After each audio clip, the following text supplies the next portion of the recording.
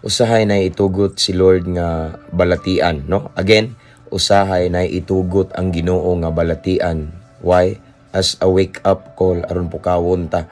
Unya kana nga balatian dili siya maayo og mga tambal nga mga giresita sa doktor, sige na kagbalik-balik sa ospital, sige na kagpatambal pero wala ka na ayo nga numan kay dili day tambal nga gikan sa doktor ang makaayo niya. No, bisag mo adto tag bantugang tambalan di makaayo. Kay ang makaayo niya tinud-anay nga paghinulsol. What I mean is kanang moangkon ta sa tong sala, no? Naay gusto si Lord nga buhian nato, naay gusto si Lord nga i-admit nato kay atong gitago-taguan.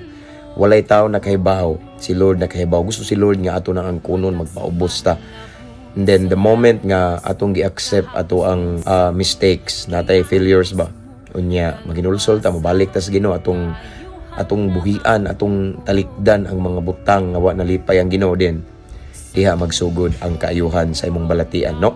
So mao na, no, kay usay maunay buhaton ni Lord para sa Ginoo nga sakit god kung kana man lang nga balatian mahinungdan nga mobalik kaniya or maginulsol, itugot gina sa Ginoo kay gusto si Lord nga di ka malayo niya, mabungahong hapon mga higala, ampo amping abanti ta kanunay.